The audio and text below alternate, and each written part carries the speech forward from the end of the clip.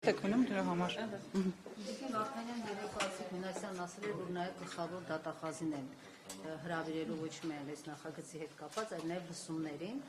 Դուք ինչ հույս ունեք, գլխավոր դատախազը կգա եւ պարզաբանումներ կտա խորհրդարանում, թե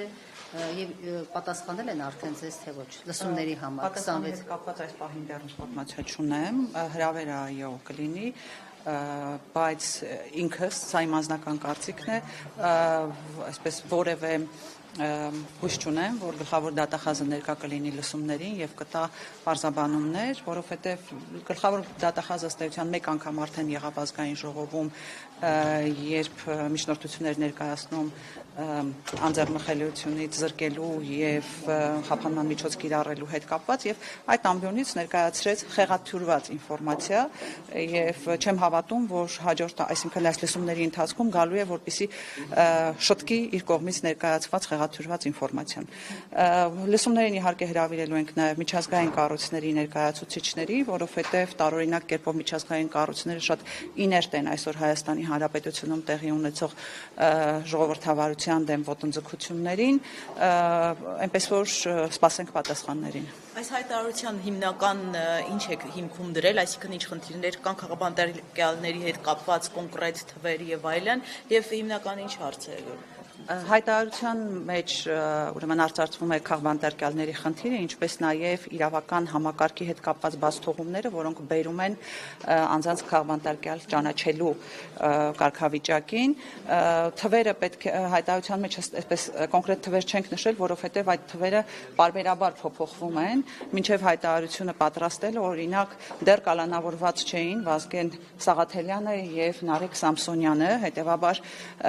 այսպես պարբերաբար այդ թվերը փոփոխության է ենթարկվում, բայց ես պետք է նշեմ, որ 60-ից ավել անձ այս պահին ենթարկվում է քրեական հետապնդման քաղաքական դրդապատճառներով եւ գրեթե 40-ը այս պահին կալանքի կամ տնային կալանքի տակ է, որը եւս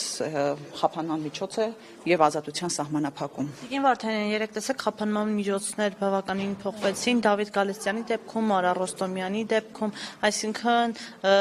ըստ էության արդարադատություն իրականանում է, ՀԿՊ բարձրաձայնում է ասելով, որ տեսեք դուք ասում եք դատական իշխանությունը կախված է, արդարադատություն չկա, բայց տեսեք որքան արդար է քննությունն իրականանում։ Այդ նույն մարդկանց նկատմամբ այս պահին դեռ շարունակվում է քաղաքական ենթատեքստով իրականացվող հետապնդումը, բայց մենք տեսանք, որ կալանքը տնային կալանքով փոխարինելու կամ տնային կալանքները վարչական հսկողությամբ փոխարինելու զուգահեռ կին քաղաքական բանտարկյալի նկատմամբ դատարանը կիրառեց եւս 3 ամսով կալանքը երկարացնելու կայացրեց որոշում եւ ավելին տպավորություն է, որ Լիդիա Մանթաշյանի նկատմամբ դատարանի որոշումը հենց կիրառվում է հատկապես պատժելու նպատակով, որովհետեւ մինչ այժմ գրեթե 5 ամիս Լիդիա Մանթաշյանի տեսակցությունները այդ թվում նաև պատգամավորների հետ սահմանափակված են եւ սա այո հիմա էլ եւ սա այլ կերպ քան պատիժ գնահատել չի կարելի իր հանդեպ խստության նման։ Երեք Լիդիան իր խոսքում նշեց իր կողմից այսպես նշվող պատճառները եւ ես էլ ունեմ ենթադրություններ, որ այո Լիդիա Մանթաշյանը պատժվում է։ Ինքը սերով պայմանավոր, որովհետեւ քարտեզի մեղադրանքը շատերին նույնական է։ Իր դեպքում ինչու է այդպես։ Լիդիա Մանթաշյանը նշեց, որ տեղեկություններ է պարունակում որևէ պետական պաշտոնյայի վերաբերյալ կամ միջադեպ է եղել պետական պաշտոնյայի հետ եւ դրանով պայմանավորված են նրան պատժում։ Ես չեմ կարող մեկնաբանել Լիդիա Մանթաշյանի խոսքերը, կարծում եմ ինքը ունի հիմքեր այդպիսի ուրեմն պատճառաբանություններ բերելու եւ իսկ իմ համոզմունքը մնում է այն, որ Լիդիա Մանթաշյանին դատարանը պարզապես քաղաքական իշխանությունների հրահանգով պատժում է։ Այս հատկապես ասալը Բագրատ Սրբազանի գործի դեպքում մենք հիշում ենք այդ աղմուկը ահաբեկչություն եւ այլն, հետո իհարկե պարզվեց, որ այդ ձայնագրությունները այսպես մոնտաժված են եւ այլն, եւ հիմա երբ տեսնում ենք օգոստոսին է կարծես մեկնարկել, հիմա ինչ որ այսպես տնային կալանքների է գնում վարչական այսինքն մասնակիցներին այդպես մեծ աղմուկով այդ գործը եւ այլն։ Այստեղ դուք նաեւ այս ընդդիմության կողմից, հանրության կողմից այս ճնշման արդյունք չեք համարում եւ այդ դիզոնանսը, ահաբեկչություն եւ հիմա այսպես շատ արագ Երևանիսը դրա մասն էր խոսում հերթով տնային կալանքները փոխվում են, վարչական վերահսկողություն, այստեղ այս տարբերություն դուք չեք տեսնում։ Ես այստեղ երկու պատճառ եմ տեսնում։ Պատճառներից առաջինը կայանում է նրանում, որ այս գործը այնքան դատարկ է, այնքան սին է, ջուր, փուչիկ, ոնց ուզում եք անվանեք, որ այս պարագայում նույնիսկ դատարանը համոզված չէ, որ կարողանալու է